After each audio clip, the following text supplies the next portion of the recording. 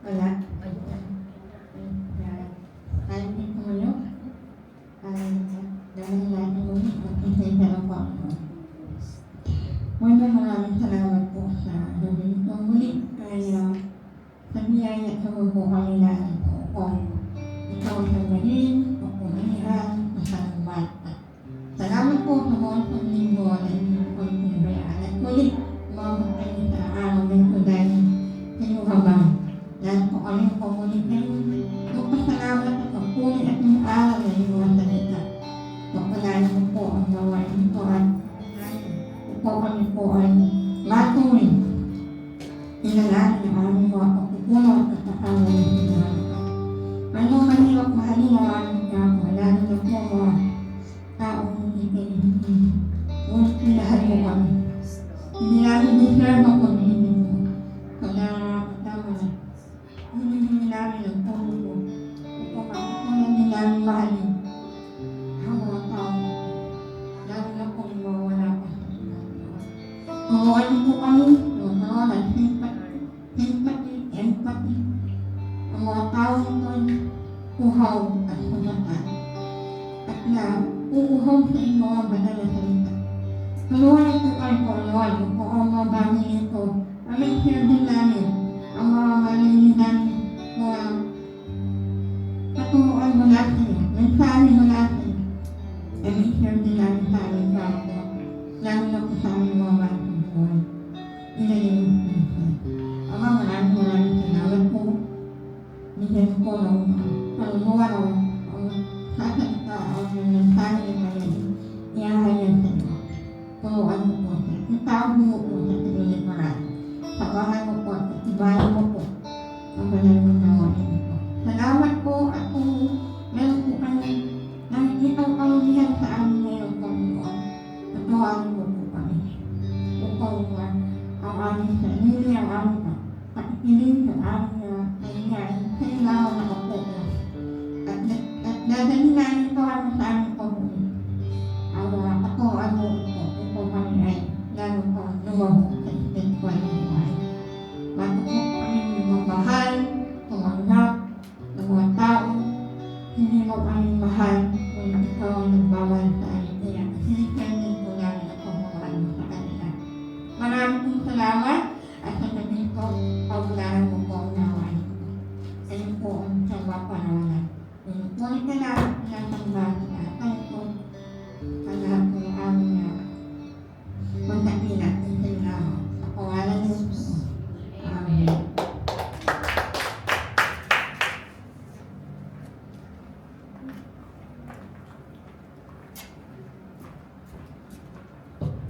Magandang gabi po sa ating lahat. Tayo nagugupuri ng papasalamat sa ating Panginoon. Muli mo nating hahandugan ang papuring awit ng ating Diyos. Amen? Sapagkat siya'y dakila at tuloy may pamahal sa atin. Sige po tayo pinumawit sa ating Diyos. Hallelujah, Lord, purihin ka, Ama.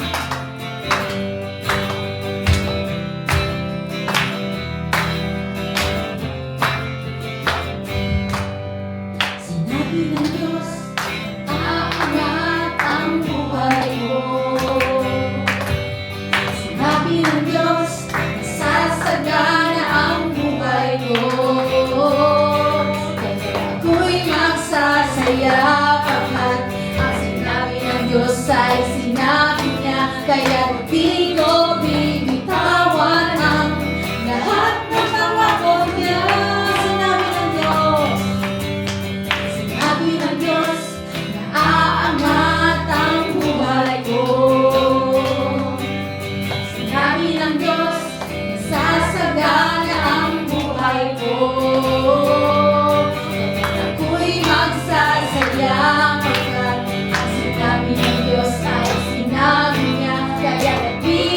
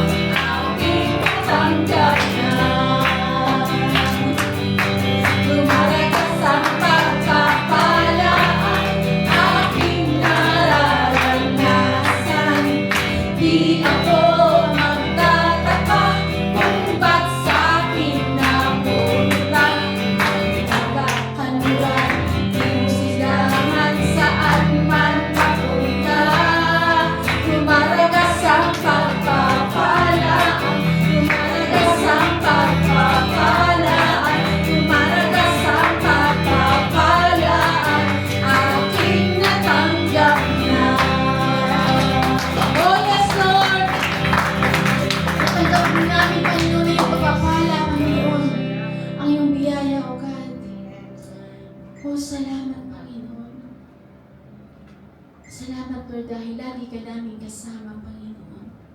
Lagi kang narayaan, Panginoon, para sa amin, O God. Salamat, Lord, sa iyong paggabay. Salamat, Lord, sa iyong mga pagtutuwid, Panginoon, sa iyong pagsama sa pang-araw-araw namin buhay, Panginoon. Lagi mo kami tinuturuan, lagi mo kami binibigyan ng mga kapahayagan na bubuhat sa inyo, Panginoon. Sapagkat ikaw lang ang aming Diyos na pinaglilingkuran, Panginoon. O hallelujah. Purihin ikaw, Diyos.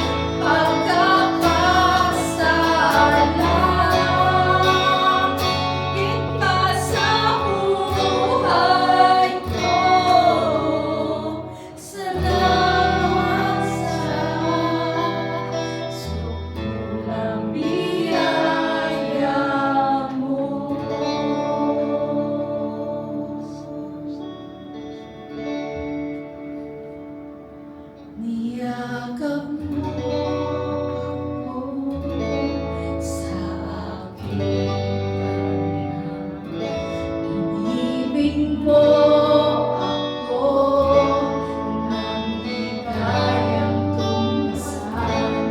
Yakap mo ako sa aking ibig mo ako nang di kayang tumasan. O Diyos ng katarungan at katwiran na kahit minsa'y di nabawiran ang kabanalan, kalwalhatian. Salamat sa sukulang biyaya mo, O Diyos ng pag-ibig na mas malawak pa kaysa aking mga pagkakasala. Itigma sa buhay ko. Salamat sa biyaya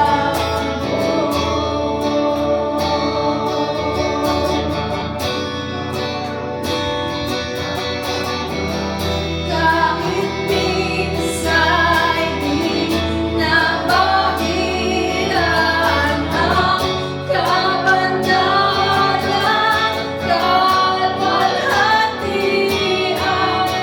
Salamat sa sukulang biyaya mo, O Diyos ng pag-ibig na mas malawak pa kaysa aking mga pagkakasala.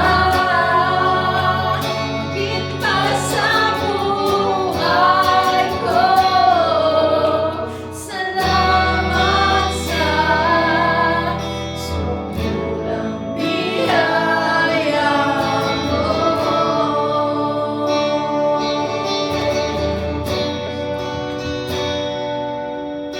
Salamat sa sukulang biyaya mo.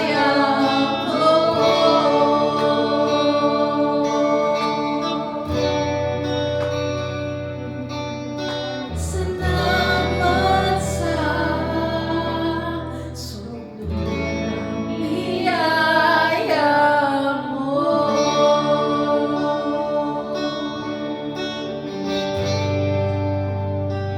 Salamat sa'yo.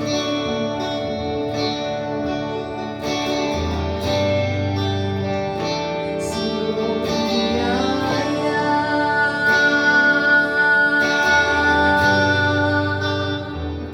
O Panginoon,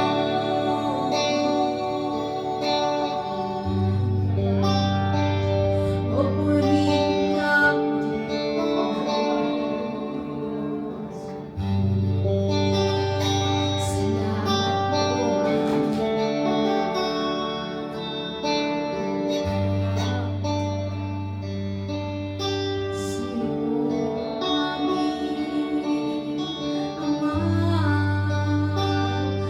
purihin kang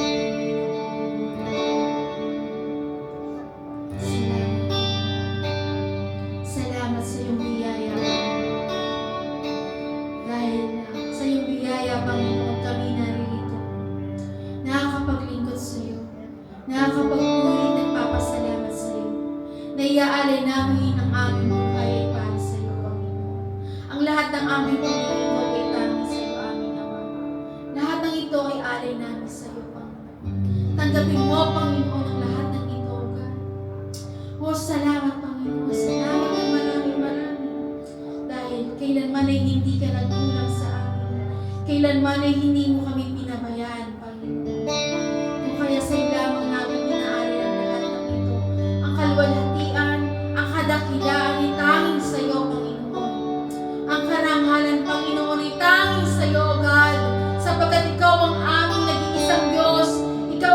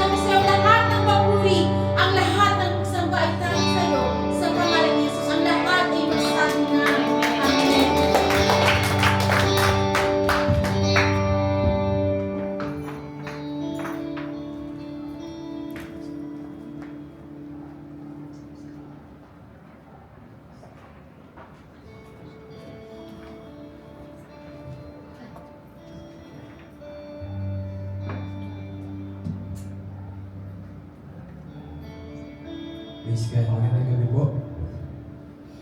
Sige po. Bago po tayo magsimula ay mag-pray po muna ulit tayo sa Lord.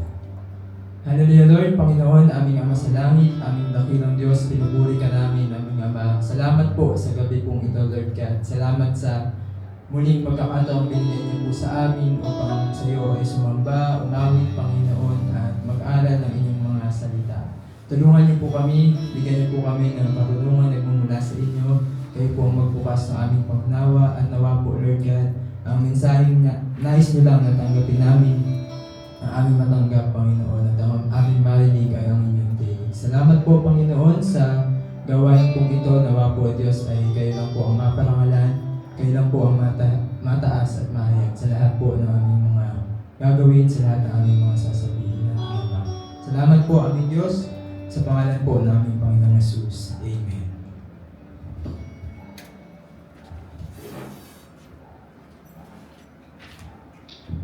Ang title na gagamitin po natin ngayong gabi ay Loving God, Loving People. Ayan. Basahin po natin yung Mateo chapter 22, verse 37 hanggang verse 40. Sumagot si Jesus, ibigin mo ang Panginoon mong Diyos ng buong puso mo, buong kaluluwa mo, at buong pag-iisip mo. Ito ang pinakamahalagang utos. Ito naman ang pangalawa. Ibigin mo ang iyong kapwa gaya ng pag-ibig mo sa iyong sarili. Sa dalawang utos na ito nakasalalay ang buong kautusan ni Moises at ang katuruan ng mga propeta. So ito po ay nangyari noong panahon na Panginoong Jesus ay nangangaral sa mga tao. No? So, maraming mga nagtatanong sa Kanya. Maraming lumalapit sa Kanya para magtanong. At usually, nagtatanong po tayo. No? Nagtatanong ang tao dahil meron tayong gustong maintindihan. Meron tayong bagay na gustong maunawaan. Itong mga tao pong ito na nagtatanong sa Panginoong Jesus, di naman siguro lahat, pero yung mga nabanggit po dito, meron silang ibang layunin. Meron silang ibang intensyon kung bakit sila nagtatanong sa Panginoon. At yun po ay para subukin ang Panginoong Jesus. Ito po yung mga Pariseo, ito yung mga Saduseo, no? Yung mga religious people ng mga panahon po na yun.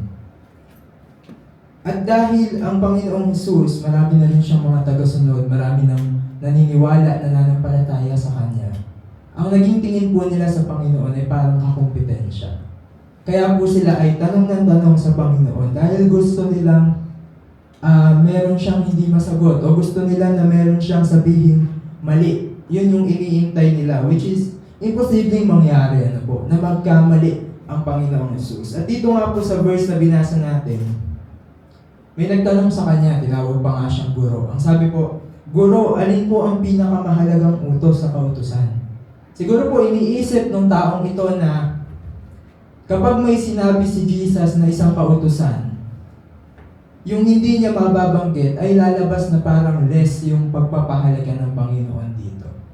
Na pwede nilang palabasin, sinabi ni Jesus na hindi pala ganun kahalaga yung utos na to. Maaaring yan yung iniisip nila o ganun yung gusto nilang mangyari. Kaya yung tanong po na alin ang pinakamahalagang utos ay sinagot po ni Jesus sa isang napakatalinong paraan. Hindi siya nagbanggit ng isang partikular na utos lang. Sa halip ay sinamarize niya. Binuod niya yung kabuuan ng mga kautusan. Dahil bukod sa mahalaga po, ang lahat ng kautusan, alam din ng Panginoong Jesus ang laman ng puso ng mga taong nagtatanong sa Kanya at kung ano ang totoo nilang intensyon. Kaya sa halip na magbigay siya lang isa lang na utos at sabihin niya ito yung pinakamahalaga, ang ginawa niya ay binuod niya lahat, yung kabuuan ng kautusan po at nahati nga po iyon sa dalawa.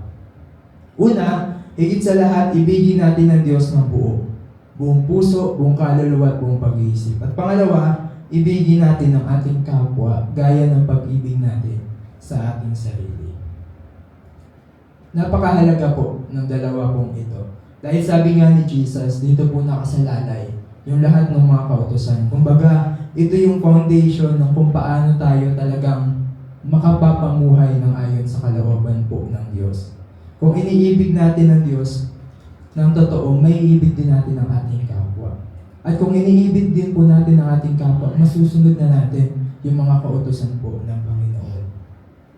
Bilang mga Kristiyano, sigurado po ako na lahat tayo nasa puso natin ng Diyos. Lahat tayo sasabihin natin na mahal natin ang Panginoon. Dahil wala pong Kristiyano na magsasabing hindi niya mahal ang Diyos. Ano po? Walang Kristiyano na magsasabing hindi mahalaga para sa kanya ang Panginoon. Minsan po, o kadalasan nga po, ang nagiging problema lang, mahal ng tao ang Panginoon, pero most of the time, hindi 100%. Hindi buo yung naibibigay natin na pagmamahal po sa Diyos. At dahil buong puso, buong kaluluwa, buong pag-iisip po yung klase ng pagmamahal na dapat nating ibigay sa Diyos, every time na hindi po nagiging buo yung pag-ibig natin sa Panginoon, nasasaktan natin ang Diyos. Kumbaga, hindi natin na ibibigay sa Kanya yung buo na dapat ay para sa Kanya. Kaya napakahalaga po na dapat nagiging sensitive tayo. Nakikita natin, napapansin natin, ano yung mga bagay na nagagawa natin kung saan naipaparamdam natin sa Diyos na hindi buo yung pagmamahal po natin sa Kanya. Mga pagkakataon, kailan na ipaparamdam natin sa Diyos na hindi natin siya mahal 100%. Magbigay lang po tayo ng ilan. Number 1, kapag inuuna natin ang ibang bagay bago siya. Sa panahon po ngayon, sa mundo ngayon, napakarami na ng pwedeng pagkaabalahan ng tao. Napakarami na ng pwede nating piliin. Ang daming choices, ang daming options na pwede nating piliin bago ang Panginoon.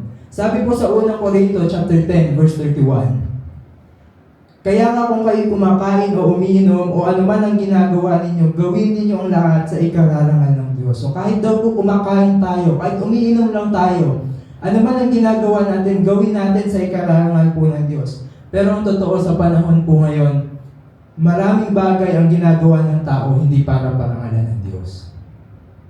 Maraming bagay ang ginagawa po ng mga tao na ang layunin ay hindi naman para parangalan ang Panginoon. Ang hinahabol ng tao maging successful, maging tanyag, mataas na posisyon, title, kayamanan, magkaroon ng control sa mga bagay, kahit sa mga tao. Kailangan po natin magsuri palagi. Tingnan natin yung ating sarili. Yung main goal ba natin ay para parangalan ng Diyos doon sa mga bagay na atin pong ginagawa. Kapag ang hinahangad na po natin ay pansarili at nawawala na o napupunta na sa ibaba, yung layunin na ito gagawin ko para parangalan ng Diyos, there's something wrong na po doon sa bagay na gusto natin mangyari. Kapag pansariling kaluguran na ang hinahangad po natin, ibang-iba po yan sa tinuturo pa ng Panginoon. Marcos chapter 10 verse 43 to 44. Hindi ganyan ang dapat umiral sa inyo. Sa halip, ang sino man sa inyo na nais maging dakila ay dapat maging lingkod ninyo, at ang sino mang nais maging pinuno ay dapat maging alipin ng lahat. Sino ba naman ang gugustuhin na maging lingkod kaysa paglingkuran? Sino ba yung gugustuhin maging alipin ng lahat? Pero ganun po yung ginawa at ipinakitang halimbawa ng Panginoong Hesus. Sa Filipos chapter 2 po, verse 6 to 7, kahit taglay niya ang kalikasan ng Diyos, hindi niya ipinagpilitang maging kapantay ng Diyos. Sa halip, kusa niyang binitawan ang pagiging kapantay ng Diyos at namuhay na isang alipin. Kusa po, voluntarily. Walang pumilit, walang nag-require, hindi dahil no choice siya, kaya niya yung ginawa, kung hindi dahil buo yung pagmamahal niya sa atin. At ganoon din po yung pagmamahal na gusto niyang maramdaman mula sa kanyang mga anak. Buong puso, buong kaluluwa, at buong pag-iisip. Nasasaktan po natin ng Diyos. Parang naipaparamdam natin sa Kanya na hindi buo yung pagmamahal natin sa Kanya. Sa tuwing meron tayong ginagawa na ang layunin ay parangalan ang iba ang ating sarili bago ang Panginoon. If we really love God 100%, sabi nga doon sa binasa natin sa unang Korinto 10:31, kahit kumakain lang tayo, kahit umiinom lang tayo, kahit anong ginagawa natin, kahit anong desisyon, kahit anong hakbang, dapat para sa ikararangal ng Diyos. Hindi sa ikararangal ng kung sino man, hindi sa ikararangal ng anumang bagay, kung hindi para sa Panginoon lang po. Kapag inuuna natin si Lord, na ipapakita natin sa Kanya na siya yung pinakamahalaga. Siya yung pinaka-importante para sa atin. Siya yung pinakataas ng ating mga priority na ipapakita natin sa Kanya na minamahal natin siya ng buong puso. Number 2 po, kailan na ipaparamdam natin sa Diyos na hindi 100% o hindi buo yung pagmamahal natin sa Kanya? Kapag hindi natin tinatayuan ang katotohanan. Sa John chapter 14 po, di ba, isa sa mga naituro ni Pastoral ng mga nakaraang midweek, 14 verse 6, sinabi ni Jesus na siya ang daan, siya ang katotohanan, siya ang buhay. Si Jesus yung truth. Siya mismo ang nagsabi nun, siya ang katotohanan. Kaya every time po na hindi tayo naninindigan sa truth o sa kung anong totoo, parang na rin natin ikinakahiya o tinatalikuran ng Panginoon. Halimbawa po, isang halimbawa lang. Alam naman natin yung totoo na po na dalawang klase lang ng tao na likha ng Diyos. Isang babae at isang lalaki. Sa panahon ngayon, may sinaselebrate pa sila yung Pride Month para sa mga member daw ng LGBTQ. Alam nang mali yung Pride, pero sinaselebrate pa rin nila. Kapag halimbawa po, meron tayong nakausap o tanong nila kung nakikiselebrate ba tayo dito, huwag tayong mahiya kung sasabihin natin na hindi. Okay lang yun. Huwag na dahil nahiya tayo, baka maka-offend ako, oo na lang tayo. Kumbaga, ikinahiya natin yung totoo, ikinahiya natin nun ang Panginoon. Ang ma-offend natin nun si Jesus. Kung sakaling may magalit, kung sakali, masasabi ko na mabuti pa rin siguro yun kaysa dun sa hindi natin sabihin sa kanila kung anong totoo. Meron po ako naging kaibigan. Kwento lang ng konti. Di ko rin alam kung na-share ko na po dito yun. Pero yung kaibigan ko po na yun, sumusuporta siya sa mga ganyan. Sa mga LGBT, same-sex marriage, at ang katwiran pa nga niya. Kaya daw yung mga tao ay nagpapakasal, kahit na daw sila ay parehong lalaki o parehong babae, ay dahil daw sinusunod nila ang utos ng Diyos. Dahil ang utos daw po ng Diyos, huwag silang magsama nang hindi sila kasal. Kaya daw po ginagawa nila yun bilang pagsunod. Ang nasa isip ko po talaga nun, sobrang liko, baluktot, mali yung pananaw at paniniwala. Sabi ko sa kanya, inuutos ng Diyos na magpakasal ang tao. Totoo naman. Pero inuutos niya yun sa isang lalaki at sa isang babae. Kung sinasabi natin na ginagawa natin ang utos ng Diyos, pero ginagawa naman natin yun sa sarili nating paraan at hindi sa instructions o dun sa paraan na iniutos ng Panginoon, hindi pa rin natin siya matatawag na totoong pagsunod. Dahil ang totoo nun, ang sinunod natin ay yun pa rin ating sarili o yung kung ano yung gusto natin. At tulad po nung tinatawag na cherry picking. Alam niyo po ba yung sinatawag na cherry picking? Kapag ka nagbabasa po tayo ng Bible, ng salita ng Diyos, kapag sinabi na nag-cherry pick ang tao, pinipili niya lang yung kung ano yung gusto niyang paniwalaan o pakinggan. Yung mga bagay o utos, turo na pabor lang sa kanya. Yun lang yung i-consider niyang tama. Sa madaling salita, sarili niya lang din talaga yung gusto niyang sundin. Nung nabanggit ko po iyon dito sa kaibigan ko, hindi ko alam kung paano niya yung tatanggapin. Kung magagalit siya o naman, hindi naman siya nagalit. Pero kung magalit man sila, at least nasabi natin sa kanila kung ano yung totoo. At sinabi natin sa kanila yun dahil concern tayo sa kanila. Sabi nga din po ng salita ng Diyos, ang katotohanan ng magpapalaya po sa tao. Kaya napakahalaga po yung pagtayo natin at paninindigan natin sa side po ng Panginoon. Basta sikapin lang din po natin na laging gawin iyon, laging magsalita ng totoo, ng may pagmamahal, ng maayos. Hindi yun bang parang totoo nga yung sinasabi natin, pero nasasaktan naman sila doon sa paraan ng pagsasalita natin. Sikapin natin huwag maging ganun. Na ang maramdaman nila ay concern tayo, mahal natin sila, kaya natin sinasabi sa kanila yung totoo. Kung masaktan man sila, mas mabuti pa rin kaysa sa hindi nila malaman, hindi nila marinig, o hindi natin sabihin sa kanila ang katotohanan. Isang halimbawa lang po yun na binigay po natin. Pero sa ganung paraan, naipaparamdam po natin sa Panginoon na mas pinahahalagahan natin siya kaysa sa ibang mga bagay o sa ibang mga tao. Sa ikatlong sulat po ni Juan, sa chapter 1 verse 4, sinabi po niya na Wala nang hihigit pang kagalakan sa akin, kundi ang marinig ko ng aking mga anak ay lumalakad sa katotohanan. Patunay po kasi iyon na totoo na nasa atin at nasa puso ng tao ang Panginoon. Kapag wala sa atin ang katotohanan, kapag hindi natin pinaninindigan ang katotohanan, medyo questionable po kung totoo rin na nasa atin ba ang Panginoong Jesus o kung mahal ba natin ang Diyos. Number 3 po, kapag hindi tayo nagtitiwala sa Kanya. Kapag nagtitiwala tayo sa tao, nagtitiwala tayo sa ating sarili, nasasaktan din ng Diyos na para bang kapag may pagsubok nalapitan na natin ang lahat, si Lord na lang ang hindi. No? Ang problema din po, minsan kapag wala na tayong magawa, tsaka lang natin naiisip, naaalala na lumapit sa Panginoon. Kapag nasubukan na natin lahat ng pwede natin gawin, tsaka pa lang natin masasabi na, Lord, sige na, ikaw na po. Sa halip na siya yung una nating takbuhan, siya pa yung nagiging huling option ng tao. Masakit po yun, no? May mga naririnig nga po akong kwento ng mga magulang. Kapag yung anak nila may problema, tapos alam yun ng mga kaibigan, alam yun ng lahat ng mga barkada, samantalang yung mga magulang walang kaalam-alam, no? Malalaman na lang nila minsan, malala na. Masakit yun para sa mga magulang. At masakit din para sa Diyos na siya yung huli nating naiisip. Siya yung huli nating naaalala. Siya yung huli nating nilalapitan. Sa halip na siya yung una para sa atin.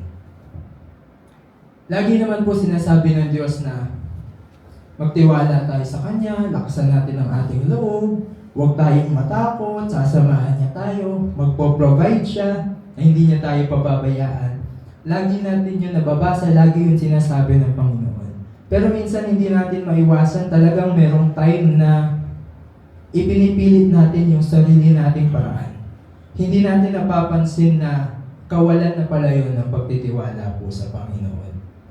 Wala naman masama, kung kumikilos tayo, maakbang tayo, nagpaplano tayo. Pwede nga po natin sabihin na dapat lang na meron tayong ginagawa. Pero dapat lagi din po natin tandaan, ang mga bagay at anumang sitwasyon sa mundo pong ito ay hindi tungkol sa kung anong kaya natin gawin. Anuman pong sitwasyon sa mundo pong ito, anumang bagay, ay pumapatungkol po sa katotohanan na ang lahat ng bagay ay nasa ilalim ng kapangyarihan ng Panginoon. Hindi sa kung anong kayang natin gawin, kung hindi sa kapangyarihan ng Diyos ay kaya niyang mapangyari ang lahat ng bagay. Kailangan lang natin sumunod sa ipinapagawa po ng Diyos. After nun, wala na tayo pang gagawin kundi ang magtiwala po sa Kanya. Minsan kasi, gusto po ng tao, gusto natin tayo yung mag-create ng result. Nakakalimutan na natin na ang Diyos ang gagawa nito at hindi naman talaga tayo. Nakakalimutan natin na may plano ang Panginoon higit sa ating mga plano. Hayaan po natin ang Diyos na maging Diyos. Sabi nga, let God be God. Huwag po natin agawin yung role niya bilang Diyos, bilang ating Panginoon. Kapag tayo daw po ay laging nag-aalala, kapag nawawalan tayo ng tiwala sa Diyos, para nating inaagaw yung role niya bilang Diyos na para bang kung ano yung gusto natin, yun yung dapat na mangyari. Nakakalimutan natin ang mangyayari, kahit anong mangyari ay yung gusto ng Panginoon. Ang isang taong buong puso po na nagmamahal sa Diyos, buong puso din na nagtitiwala po sa Kanya. Number 4, kapag hindi natin siya ipinagmamalaki sa iba, nasasaktan din ang Panginoon. Hindi natin siya naikikwento, minsan hindi nararamdaman ni Lord na proud tayo sa Kanya. Dahil gusto niya pinagmamalaking pinapatotoo natin yung mga gawa po niya sa buhay natin. Sabi nga sa unang Korinto, chapter 1, verse 31. Kanina po chapter 10, verse 31. Ngayon naman chapter 1, verse 31. Kaya nga tulad ng nasusulat, ang sino mang nais magmalaki, ang ginawa ng Panginoon ang kanyang ipagmalaki. No? Kaysa mga chismis, kaysa mga negatibong bagay, negatibong pangyayari, o negatibong katangian ng ibang tao, ang kinakwento po natin. Ang ikwento natin ay yung mga ginagawa ng Diyos sa atin. Yung mabubuting bagay na pinangyayari ng Panginoon at yung mga plano niya sa atin, yun ang ikwento natin sa iba.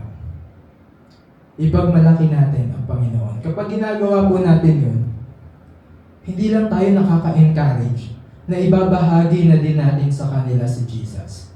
Minsan, mahirap mag-share ng Word of God, Mahirap ipasok sa usapan si Jesus, lalo na kapag mga kasama mo, mga kausap mo ay mga unbeliever naman. Pero, ang isipin po natin, yung mga hindi mahalagang bagay na nagagawa naman natin ikwento, bakit hindi ang Panginoon? Kung lagi po natin ipagmamalaki si Lord sa mga tao, sigurado mararamdaman po ng Panginoon na mahal natin siya. No? Dahil ganun din naman po sa atin, di po ba? Kapag yung napaproud sa atin ang mga tao, ang ating pamilya, mahal natin sa buhay, nakakasaya ng puso. Nararamdaman natin na, uy, proud sa akin itong taong to, mahal ako nito. Na dapat ay maramdaman din po ng Diyos sa atin. Dapat na ipaparamdam din natin sa Panginoon na mahal natin siya by being proud about sa mga ginagawa niya, about sa mga kilos at gawa niya sa ating pong buhay. Yung kahit saan tayo mapunta, kahit anong ginagawa natin, siya yung laging maging bukang bibig natin. Siya yung lagi nating pinag-uusapan. Number 5, kapag binabaliwala natin ang mga utos niya. Ito po madalas na nating marinig, no? Sabi ng Panginoon sa 1 chapter 14 verse 15, kung iniibig ninyo ako, tutuparin ninyo ang aking mga utos. Ang pagsunod po kasi, maraming nakapaloob dyan eh. Sumusunod tayo dahil nagpapasakop tayo doon sa nagutos. Sumusunod tayo dahil nagtitiwala tayo sa kanyang plano at sa gusto niyang mangyari. Lalo na kapag hindi natin totally naiintindihan ang isang bagay. Nagpapakita din po tayo ng pagkalang kapag sumusunod tayo at naipaparamdam natin sa pamamagitan ng pagsunod yung pag-ibig po natin sa Kanya. Number 6, kapag hindi natin pinapahalagahan ang mga bagay na mahalaga para sa Kanya. Maalala po natin si Jesus, di ba? Nagalit siya nung nakita niya na ang mga tao hindi nila pinahahalagahan o hindi na nila iginagalang yung templo. Dahil mahalaga yun para sa Kanya. Halimbawa po, kung ang isang bagay o ang isang gawain ay para sa Panginoon, kung hindi natin yun pahahalagahan, kung okay lang sa atin, halimbawa na mapabayaan yung bagay pong ito, nasasaktan natin ng Diyos dahil mahalaga yun para sa Kanya. Mahalaga para sa Panginoon yung mga gawain na umaabot para sa mga tao. Kung halimbawa, merong gawain para may mga taong mabahaginan ng salita ng Diyos, pero para sa atin, okay lang naman kahit hindi ako sumuporta dyan. Okay lang naman kahit mawala o mapabayaan ang bagay pong yan, ang paglilingkod na yan. Hindi nagiging buo yung pagmamahal natin sa Panginoon dahil mahalaga yun para sa Diyos. Dapat pahalagahan din po natin ito. At pang-pito po, na ipararamdam natin sa Diyos na hindi 100% o hindi buong pagmamahal natin sa Kanya. Number 7, kapag hindi natin minamahal ang ating kapwa. Number 6, kanina, pag mahalaga isang bagay para kay Lord, dapat mahalaga din para sa atin.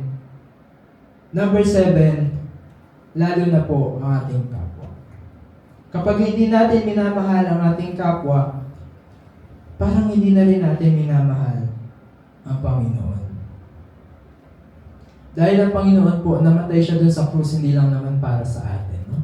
Namatay din siya para sa ibang mga tao.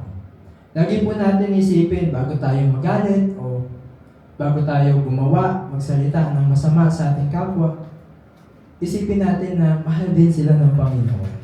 Mahalaga din ang kanilang damdamin para sa Panginoon. May isang verse pa nga na sinabi ang Diyos na paano niyo masasabing mahal niyo ako kung yun ang kapwa niyo na kasama niyo ay hindi niyo magawang mahalin? Paano pa ang ating Diyos na hindi natin nakikita? So, ina-expect po ng Panginoon, no?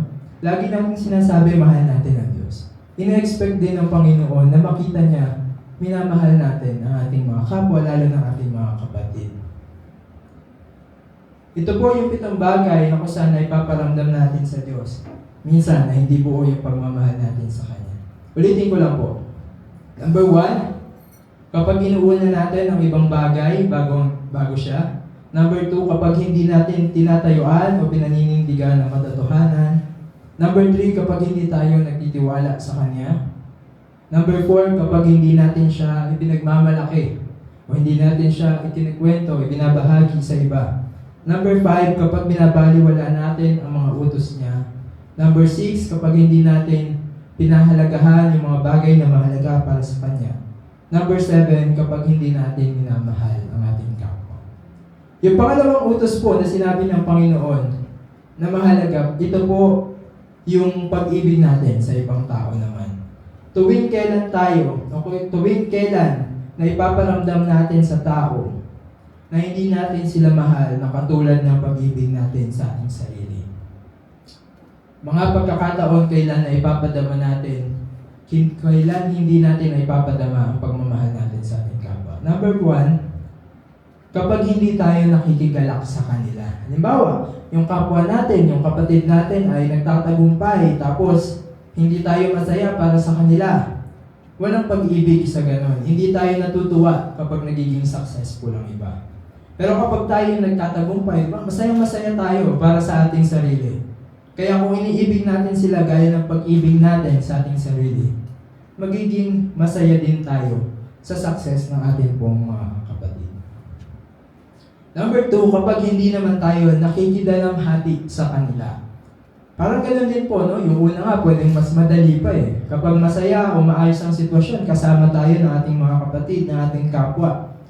Nakikigalak tayo sa kanila. Pero paano naman kung malungkot yung sitwasyon? Paano kung mahirap ang buhay? Dapat nandoon din tayo. At maramdaman nilang meron silang kasama. Meron silang kapatid na aalalay at dadamay sa kanila. Lalo na po bilang mga Kristiyano, no? Sabi po sa 1 Corinto chapter 12, verse 26, kung nasasaktan ng isang bahagi, nasasaktan ng lahat. Kung pinaparangalan ng isang bahagi, nagagalak ang lahat. Mahirap po yun kung ang ating kapwa ay nakikita natin o alam nating nahihirapan, nalulungkot, pero tayo nagagawa natin maging masaya. Dapat damayan muna natin sila. Number 3, kapag hindi tayo humihingi ng tawad sa kanila, kapag nakagawa tayo ng mali. Yung paghingi po ng sorry, kapag nagkakamali tayo o may nagawa tayong mali sa iba, no, ay pagpapakita po na mahalaga sila sa atin. Na mahal natin sila at ayaw nating manatiling sila yung relationship na meron tayo sa kanila. Ang hindi pagsasorry, ang ipinapakita naman ito na okay lang sa atin kung hindi maayos yung relationship. Ibig sabihin, wala tayong pakialam at wala tayong pag-ibig. Number 4, kapag hindi natin tinutupad ang ating pangako. Kapag may binitawan po tayong pangako sa ating kapwa, kailangan tuparin po natin yun. Dahil aasahan yun ng tao. Magkakaroon ng disappointment kapag hindi natin yun nagawa. Kahit si Lord, ayaw na ayaw po niya ng taong nangangako tapos hindi tutuparin. Galit na galit daw po doon ng Panginoon. Number 5, kapag tayo ay nagtatangi, no? Kapag namimili lang tayo ng pakikinggan, namimili lang tayo ng pagpapakitaan ng maganda, malaki yung chance na makasakit po tayo ng tao. Dahil siguradong hindi po pag-ibig yun. Hindi pag-ibig yung ipinapakita natin kapag gano'n. Naitapik nga din po namin ito nung nakaraan sa Bible study. Dapat hindi tayo namimili ng tao. Hindi tayo nagtatangi. Magpapakita tayo ng maganda sa isa, hindi maganda sa kabila, hindi po nalulugod ang Diyos kapag nakikita niya tayo. Last verse na po. 1 chapter 13 verse 34, sabi po ni Jesus, isang bagong utos ang ibinibigay ko sa inyo ngayon, magmahalan kayo kung paano ko kayo minahal. Gayon din naman, magmahalan kayo. Lagi lang po natin alalahanin, lagi lang po natin ito i-apply sa mga taong malaki po ang kayang baguhin ito sa ating buhay. Ibigin natin ang Diyos ang buo, ang higit sa lahat, at ibigin natin ang ating kapwa. Katulad ng kung paano po tayo minamahal ng Panginoon. Pray po tayo ulit. Aming Diyos, salamat po sa maikling mensaheng pong ito, Lord God. Salamat sa inyong pag-ibig, salamat sa halimbawang iniwan pinakita niyo po sa amin kung paano din kami dapat magmahal. Turuan niyo po kami, Panginoon. Tulungan niyo po kami, O Diyos, na magawa ang bagay pong ito ayon sa inyong kalooban. Bigyan niyo po kami ng bukas na pangunawa. Bigyan niyo po kami, Lord God, ng lakas, Lord God, na magawa ang bagay pong ito sa sino mang tao, Panginoon. At nawa po sa lahat ng bagay na aming ginagawa bawat araw ng aming buhay ay maipadama din namin sa inyo, O Diyos, kung gaano po namin kayo kamahal at kung paano kayo, O Diyos, ang pinakamahalaga para sa amin. Maraming salamat po, aming Ama. Sa inyo po, O Diyos, ang lahat ng papuri, lahat ng pagsambat parangal sa pangalan po ng aming Panginoong Jesus. Amen.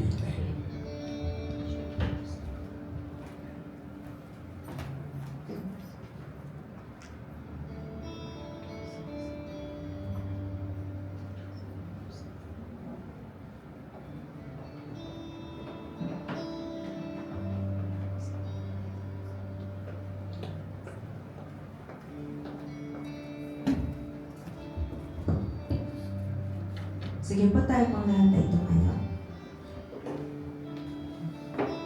Kunting ano lang po. So yung pagmamahal po natin sa Diyos, dapat nakikita po yan sa mga priorities natin, sa mga araw, everyday, sa buhay po natin. It should become our lifestyle, ang pagmamahal po natin sa Panginoon.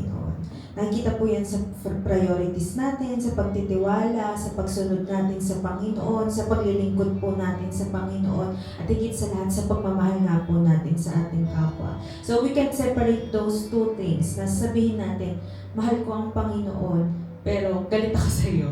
Mahal ko ang Panginoon, pero hindi kita mapatawad. Mahal ko ang Panginoon, pero huwag kang magpakita sa akin. Kasi nawawala yung pagmamahal ko.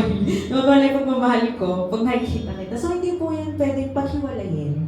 Ang pag-ibig po sa Panginoon is pag-ibig nga rin po natin sa kapwa natin. Kung paano rin natin minamahal ang ating sarili, ganun din natin dapat minamahal ang ating mga kapwa. So, if the love of God reflects po, nag-reflect po yun sa atin. Kung nakikita po ang pag-ibig ng Diyos po sa atin, dapat nakikita rin ng kapwa, nadarama ng kapwa natin yung pag-ibig po na yun. So, hindi po yun dapat, hindi po siya parang isang bagay na pagkukunwari lamang natin na, okay, mabait ako sa'yo kasi nasa church tayo ngayon. Dapat po yung pag-ibig na yun, nakikita saan man po tayo naroroon. So, ang tunay po na pag-ibig hindi lang po sa salita, kundi syempre sa actions po natin. Kapag pumahal natin ng Diyos, makikita po ito sa pamamagitan ng pakikitungo po natin sa mga tao. Sige po, tayo po ay manalangin sa Panginoon. Hallelujah, hallelujah, Lord God. Maraming salamat, Panginoon, sa pagpapaalala sa amin, Panginoon, kung paano magmahal, Panginoon. Kung ano yung mga bagay, Lord God, na mga nagagawa rin namin, Panginoon, na hindi nakakalugod at hindi nakakapagpasaya ng iyong puso, Panginoon. Patawarin mo kami sa mga bagay na ito at patuloy mo kaming baguhin, patuloy mo kaming ayusin, Panginoon. Nang sa gayon, matungtungan namin ang katotohanan mo, matungtungan namin ang iyong mga salita. Tulungan mo kami, Panginoon, na mahalin din ang aming mga sarili una sa lahat, Panginoon. Marahil, Panginoon, may mga pagkakataon na hindi namin maipadama, Panginoon, sa mga tao ang pag-ibig, Panginoon, sapagkat hindi namin, Panginoon, na ibibigay ito sa aming mga sarili, Panginoon. Kaya nga tulungan mo kami una sa lahat na mahalin ang aming sarili at sumunod, Panginoon, ay mahalin din namin ang aming mga kapwa, Panginoon. Lord God, sa kahit anumang sitwasyon, Panginoon, Lord God, may mga nagawa man sa amin o wala, Panginoon, tulungan mo po kami, Panginoon, na mahalin ang mga kapwa namin, maipadama ang pag-ibig mo sa kanila, maibahagi ka sa kanila, Panginoon. Salamat, Panginoon, sa buhay, Panginoon, ang nagdala ng iyong salita, Panginoon. Patuloy mo siyang pagpalain, patuloy mong pagpalain ng kanyang buong pamilya, Panginoon, Lord God. Maraming salamat, Panginoon, at sa gabing ito, ikaw lamang ang mapapurihan, Lord God, at ingatan mo, Panginoon, ang bawat isa sa aming pag-uwi, Panginoon. Patuloy na ikaw ang maitaas at madakila sa pangalan ng aming Panginoong Hesus. Amen.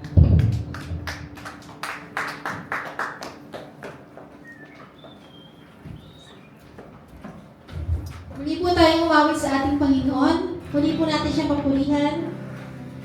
Sige po, muli po tayo magpuri sa ating Diyos.